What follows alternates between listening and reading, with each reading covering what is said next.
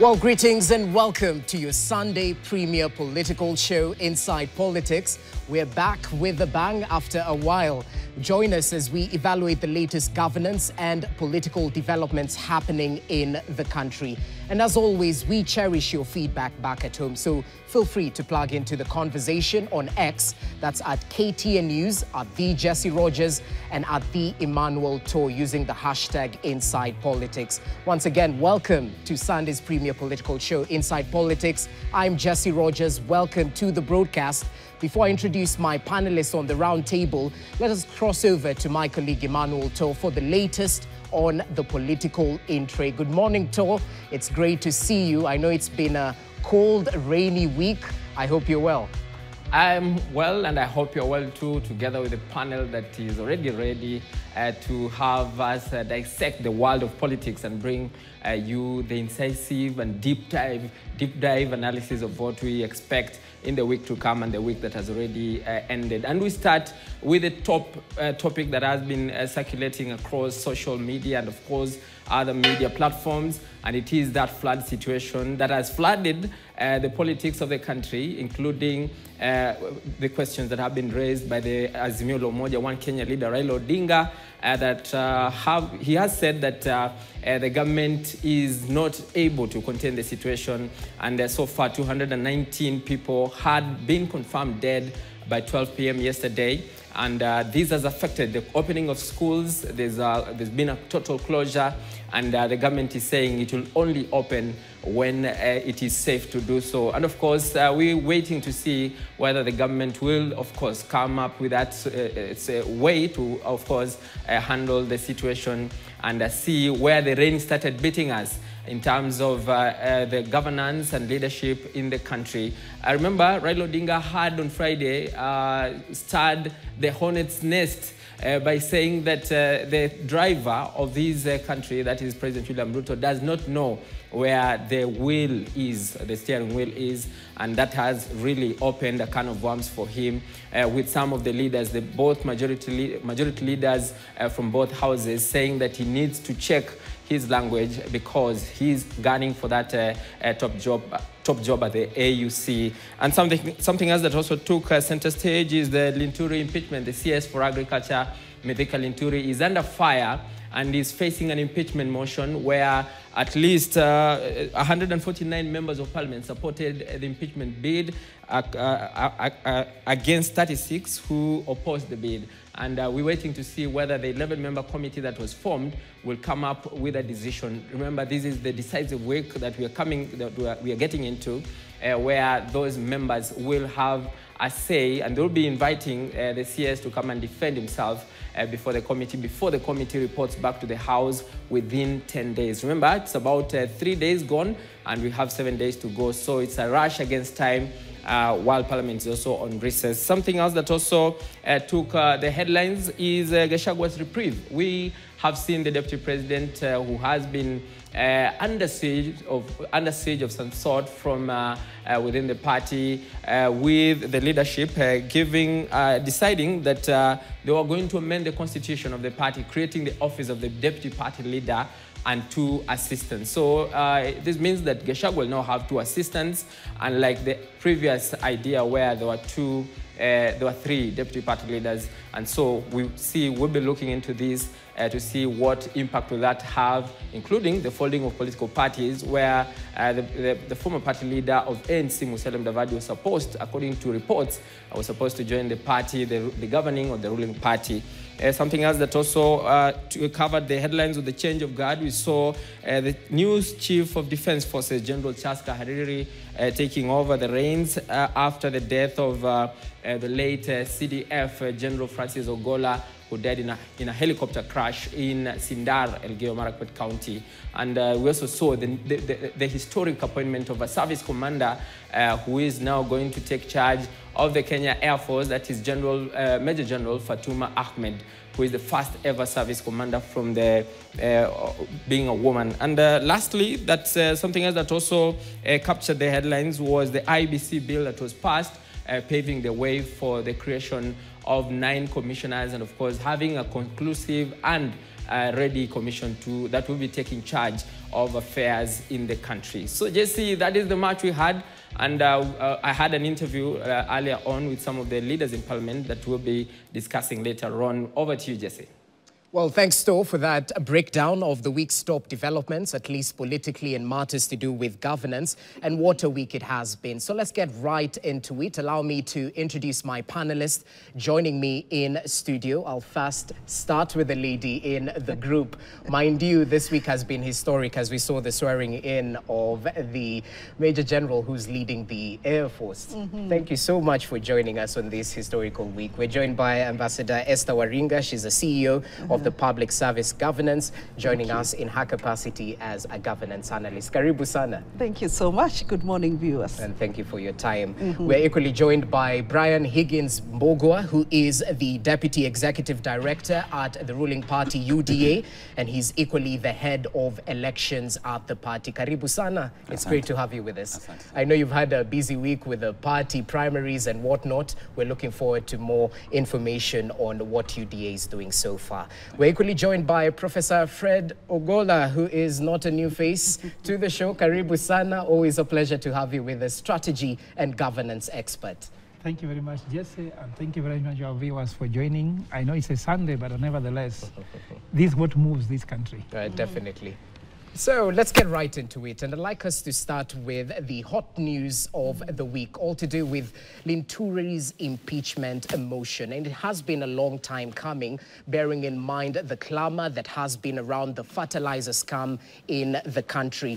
Just this week, it took a political leaning, bearing in mind that Parliament dispensed off with this matter. Remember, as Emmanuel Toh mentioned, it's roughly 149 members of Parliament voting to go ahead with this particular motion.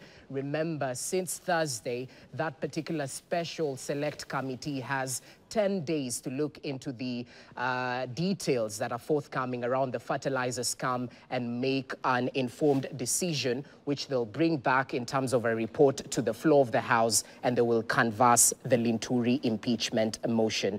So I'll start with you, Brian, because it seems that members of Parliament, in one way or the other, especially those allied to Kenya Kwanza, defied their leader, who is in Parliament, Kimani Ichung'wah, the majority leader, in terms of voting to save the Agriculture Cabinet Secretary. Before you come in, let's just listen in to some of the sentiments that have been shared by Kenyans and some of the leaders in Parliament when it comes to do with the Agriculture Cabinet Secretary and his work so far.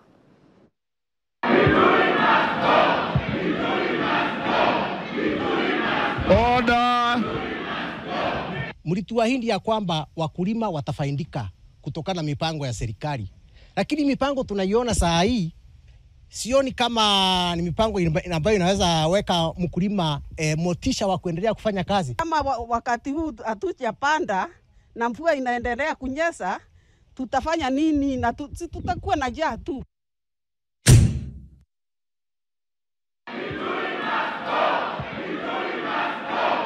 Corruption from time immemorial. Today we have an opportunity to cast a vote that is going to tell Kenyans on whose side we are. Are we on the side of the people that are making phone calls in the night, Mr. Speaker, or are we on the side of the farmer, of the Kenyan that brought you to this house?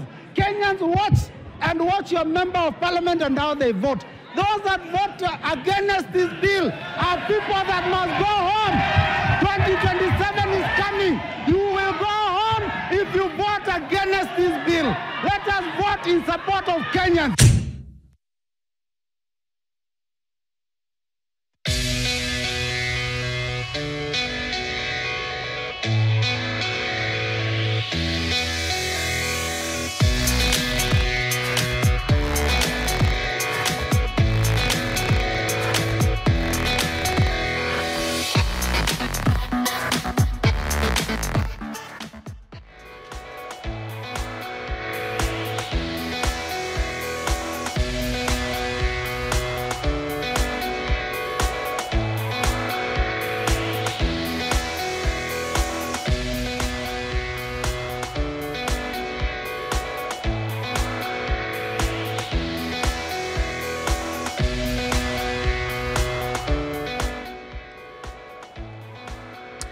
Well, that is some of the sentiments shared by members of parliament and Kenyans alike, sharing their dislike in terms of the matter in which is the fertilizer scam and how it has been handled so far. So it seems Linturi's head is on the chopping block. Let's start with the voice of the party. What exactly is the party position when it comes to this? Was there a direction that party members were supposed to follow when it came to voting? Because we saw 149 voting in the affirmative.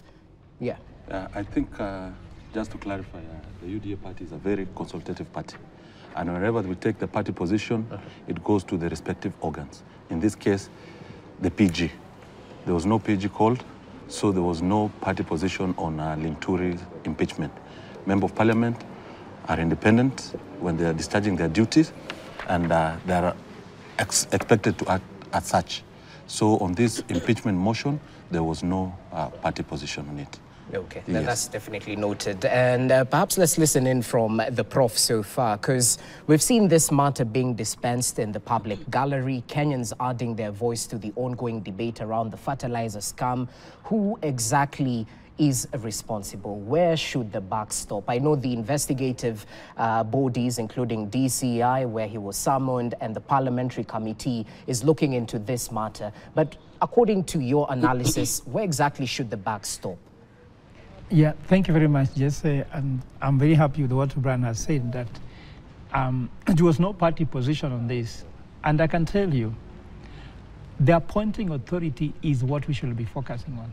I want to tell Kenyans not to become consultants for William Ruto, because normally all cabinet contract says he will advise the president. PSS will advise, apart from everything they do, they also advise us the president. Now, Jesse Rogers, if I'm a president of Kenya today, would I appoint Linturi to advise me? Which advice will you give me? Is it something strategic? Are there better Kenyans who can advise me on issues agriculture? What does Linturi know about agriculture? For the buck stops with the president. And according to me, let us not start asking small questions whether Linturi should go home or not. I'm so disappointed with the 149 MPs who voted they should impeach Linturi. Because if they do that, they are going to impeach 23 CSS, because none of them really qualifies for this. After impeaching Linturi, Ruto will appoint another Linturi. What will you do? You'll spend another 1 year impeaching him. Then after that, you go to Nakumicha. After impeaching Nakumicha, Ruto will appoint another Nakumicha. If now the next person is Moses Kuria, we will spend the whole year. These things are tactics. That's why UDA do not care, because they know that they have enough Linturis to be appointed. So there's no need of saying that we are going to ignore this. I want Kenyans to ask basic questions. Because if you go into whether Linturi should go home or not, does that put food on the table for Kenyans? Let's ask a question. Are schools operating? Is the education system working? Is the agricultural docket working? Can you go to hospital, meet a doctor, get diagnostics, get medicine, and go home? When you go when you go to the supermarket, can you afford your food? When you go to a fuel station, can you afford that? Can you be able to take a child to school? When someone's sick, can you take care of them? Do you have basic needs that you require? All right. Is the government operating? Are the government services being offered in a way that Kenyans can afford? Because now, if you start debating on whether Linturi should go home or not, then you're becoming the president. We are not the president consultant, because the president went and picked the cheapest consultants to have to advise him. Why? I don't mean cheap in terms of economy. I mean that they have no spiritual capital, they have no principal capital, they have no ethical capital. Cheap means that I can take you, do what you want. But of course, they actually repo the country. So according to me, the president has to ask the question, when Kenyans elected you, what did they want from you? What did you promise him? And I do not like Kenyans going to social media, going to Facebook in forums, start discussing how the government should be run. You are not a consultant. You are not being paid. He has an economic council, he has a cabinet, he has state departments. Let them do their work, ask questions. Can you get medical care? And I'm very sad about the whole thing about this. Because look here, Attorney General, we have Attorney General, just telling this is a holistic issue. It is what is called the Rutonomics, isn't it? The problem is Rutonomics, because Attorney General we have in Kenya, who are losing all cases in Kenya, Sakaja has spent 10 billion shillings in cases. Attorney General has spent more than 2 billion shillings in cases, which he is losing. Okay. Instead of having Attorney General which is losing cases, what can 20 billion do when we have floods in Kenya? Education, same healthcare. So what I'm asking here is that the question should be, when should Ruto go home, not when Linturi should go home. That's the question Kenya should be debating. And they should Prof, not go home. Prof, I have to interject because yes. Article 95.5 of the Constitution gives Parliament yes. the power to probe and review the conduct of the state officers, President, Deputy President, Cabinet Secretaries included. So this is their function, their duty. Yeah, but agreed there. Yes. There's what they call in Latin, causa causarum. Cause of causes. Okay. We cannot treat symptoms in a country. The cause is the person who appointed Linturi. Why was Linturi appointed to the cabinet? He spent his money and time in campaigning for the president. So he's being rewarded. Some people bought the position with hard cash, some bought through campaigns. But is that what Kenya should be held hostage? That's why it said in Hewampia, which we have as a movement, Kenya has been captured by political capitalists, or if you like, conmen. So our work is to take back Kenya to Kenyans because Kenya has been taken over. That's why you have a CS who cannot perform. I can tell you, the guy has 20 Linturis. What will you do? So the issue is Prof, the owner of the dog should leave, not the dog. Because if the dog leaves, another dog will be brought. Okay, madam. Because there's some who are looking at this as a moral question. It's not whether you're in Kenya Kwanza or Azimio. You're looking at the plight of the farmer who was affected by fake fertilizer. Will this, or is this a way of curing the problem that was handed to farmers through the fertilizer scam? I would ask myself number one question. How did this fertilizer get to the farmer? Do we have national intelligence systems? Do we have the national produce national cereals and produce board intelligence systems? Do we have Kenya Bureau of Standards? Where were all these agencies where fertilizer was leaving from wherever it was coming from and getting to NCPB stores and being given to farmers? And the farmers are the ones now who are growing who are releasing that information to the public. Are we talking about failure of our intelligence systems? Are we talking about failure of the Kenya Bureau of Standards? Where was the director of the Kenya Bureau of Standards when this happened? And I think slowly, I'm getting fed up with political games in this country. Because as much as Wanjiko is very, very innocent, voting these people into leadership, the people who are voted in are not serious about service delivery to the people who voted them in. And a big question comes in about integrity, about meritocracy, about accountability in government, about responsibility in government, because the entire protocol that was involved in the fertilizer scandal, we never saw anything to do with responsibility, because if you're a responsible person, before the fertilizer comes from one agency of government to the other, including NCPB, where is the responsibility aspect of NCPB? Because they are supposed to inspect every item that is released from the doors or from the gates of before they exit NCPB to go to the public. Yes, we are supposed to inspect this whether it's the right product that should go to Wanjiko. But nobody cares about Wanjiko anymore, and especially when we talk of political influenced decisions, political influence in government interventions. Politics has totally destroyed this country, and that is why I think I salute to a great extent what my brother here has said. We are being governed by political capitalists. Right now, the focus is elections 2027. And that's why for the longest time I've been saying that we will get healed when we do away with elections in this country. It's totally messed this country. And still on politics, before we cross over to Brian, we've had members of the Meru community sort of come up in arms and try and defend Linturi. And this definitely shows them to Wetu mentality. Perhaps a few words to that sort of approach when it comes to defending people who perhaps might be guilty or not guilty. The people of Meru must stop it. It's not about the people of Meru. It's not about the people of Mount Kenya. It's not the people of Central Province, or about, I think the first people to complain should be the farmers, not like which block is Linturi coming from. Kenyans must run away from tribalistic government interventions. Kenyans must run away from saying, huyu ni mtu wetu. It has not helped the country. Kenyans must run away from, it's our Meru kingpin. We have nothing to do with the Linturi being a Meru kingpin. We have everything to do with integrity and efficiency in public service delivery. If Linturi or any other member of the cabinet is not able to deliver services to the people as it should be, if he and others are not able to exercise high level of accountability, then they should go home with immediate effect. So it's not about where they're coming from. Okay. So the people of Meru Tafadhali, it's not about Linturi coming from your region, it's about accountability, integrity, meritocracy, and responsibility in government. And that's what we are fighting for. Actually, when we are discussing the five, the integrity, the responsibility, accountability, and meritocracy in government, we should never discuss where that person is coming from. Okay.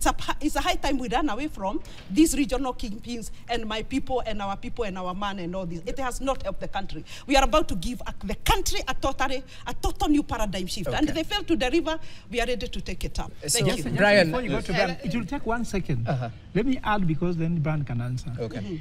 Actually, I go back to the same thing where the buck stops with the president. Yes. If the president loves the people of Meru, let him give the Meru people the best and brightest to serve in his government so that Meru can shine. Meru has one of the most qualified men and women. Why do you give them Linturi to shame the Meru people? Let's According to me, if the president loves people of Meru, let them give us the best. At the same time, if the president loves women, let them give us the best women to serve in government, not people who will make credibility of women to be taken down as if we don't have qualified women and men. So Brian, as you come in, we have to cross over to him. Sorry, before we have to.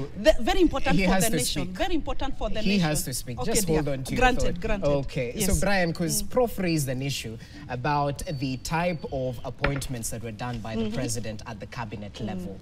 At the end of the day, because we had even from some members of parliament allied to the opposition, John Badi included, nominated member of parliament, sort of implying then that let's give the president what he wants. Chema chajiuza, kibaya kitajitokeza. So it seems the bad is coming out right now. What do you say about the meritocracy when it comes to some of these appointments that were done politically? Thank you very much. Yes. I think in our political space, we need to appreciate the fact that as much as we have to put meritocracy at the forefront, there's also political consideration. That's the reality on the ground. Yes. But be as it may, I want to say this. Everybody here is pointing at the problems, but they are not giving adequate solution. One solution, Prof, is saying is we change this regime. Corruption has not started with this regime. It has been there. So it means changing a regime does not end corruption. What does end corruption is allowing institutions to thrive, institutions to work, institutions to do their work. My friend here has mentioned where was KEBS, where was NCPB, where was intelligence. Those are the institutions that we are supposed to resource them, devoid of political interference, for them to do their independent work so that this country can go on.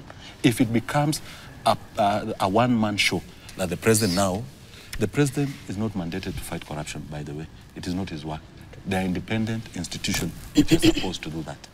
If the president interferes with those institutions, some activists will still take him to court. Why are you directing EACC? Why are you directing DCI? Yes. So my thinking is EACC, DCI, Director of Public Prosecution, Auditor General, those institutions that were created by the Constitution, be strengthened, a robust legal framework which will seal loopholes of political interference to be passed.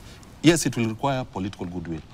That's the only bit the politicians need to play. Okay. But they need to give these people enough legal framework to deal with this issue. Look, for example, in the United States, the former president is being charged. In Kenya, something like that cannot happen because of political interference. But there, institutions work, not individual. It doesn't matter who will sit in that seat. So long as the institution works, everybody will be accountable. So we should strive to strengthen the institution. So in 30 seconds or so, tell me this, because ideally prevention is better than cure. If we can prevent a scandal from happening, even better for the administration. So in short, are we saying that, you know, these agencies, KEBS included, NCPB, dropped their ball, which is definitely an egg on the face in this administration? Well, what's your take on that? Absolutely. They dropped the ball, yes. On the issue of fertilizer, for example, I sympathize with the farmer. My parents are farmers, and I've seen the effect of this bad fertilizer. In fact, at first I thought it was hearsay until I saw it. The CS as well. Myself. Okay. And I realized it was serious. And going by this, last year, there was a robust implementation of the fertilizer program. Even our yields, for example, maize yield, increased from 44 million bags to 67 million bags last year. So last year was a success. Okay. Now this year, some unscrupulous people have decided to make money out of an innocent farmer. So the question would be, Ambassador, how do we prevent this from happening again? You know, because there was the edible oil scandal, still touching on this particular docket, including the trade. It was swept under the carpet. We didn't see a lot. But to ensure that this doesn't happen again, we have to hold those responsible, culpable. How do we go about it? Number one, let's start from the root cause of the disease. The root cause is the time that the president or the head of state made his cabinet appointments. Who did he appoint? Based on what? Was it what now he said, political considerations? And this is what the country going forward must run away from. We have had enough of political considerations that are based on who brought 1 million or 2 million votes from whatever region and negates the aspect of meritocracy. Because you may have had a mouth to talk na kutusiana na doing everything that you are able to do and garnered 1 million or 2 million votes from whatever region, but when you come to the meritocracy table, you don't qualify to be a cabinet minister, but you qualified because you brought to the table 1 million or 2 million votes. This is what now Kenyans and the appointing authorities must run away from. If going forward we are to deliver in public service, if we are to deliver in the ministries of government and the circles that the backstops with on matters public service delivery, we must know who we are appointing as a cabinet minister in whatever directorate or in whatever ministry. Number two, the arms of government that are tasked with public service delivery. Who is this director in the Kenya Bureau of Standards? I must say that even today, in the Kenyan market, like 40% of what Kenyans are consuming are just what we call substandard goods or counterfeits. Where are they coming from, and upon which channel are they getting into the market? Because Wananchi matters. The people of Kenya matters on matters quality service delivery and quality products, and actually the Constitution of Kenya provides for consumer protection. But now, because of what I'm saying, the root cause, Your Excellency, it's too early in your term in government. It's time to crack a whip. Tell us who will deliver in the Ministry of Agriculture, who will deliver in the Ministry of Education, who will deliver in the Ministry of Health, but not your political considerations or political rewardees or political affiliations. And this brings us closer that Kenya, slowly, can we start thinking about the benefits of elections vis-a-vis the negative effects of elections? Are we able to introduce a vetting system where, look at Chief Justice Martha Koome, she never campaigned as the president of the judiciary, but the head of state of Kenya campaigned. Look at the delivery scorecard of the judiciary, look at the delivery scorecard of an unelected president. So are we losing it out on elections? Can we all adopt vetting and appointment of all leaders who are to serve from the head of state to the counties, to the county assembly, to the national assembly? Let us embrace vetting and appointment. It will do us better. And remember, also, our economy is here. Why? Because of elections. The country is divided right now. Why? Because of elections. Right now, the public service delivery is curtailed, and the performance indicators are negated. Why? Because of elections. Interesting. And 30 seconds or so, Prof, because we have to take a break. The president has been keen on performance-based contracts, especially with the cabinet secretaries. Do you think this is It comes with good intentions, of course, but will it help sort what you're mentioning in terms of meritocracy within the cabinet? No, you see, Jesse, he's not the author of a performance-based contract. The author is one Mwai Kibaki. When I was economic advisor to Mwai Kibaki, we came up with all these frameworks. Okay. That's why I can see it without being told what is going on wrong. You know, if you come, the first day they went to sign the performance contract was in State House. The ministers were late. And he told them they're incompetent. He said it himself. And he has not changed them.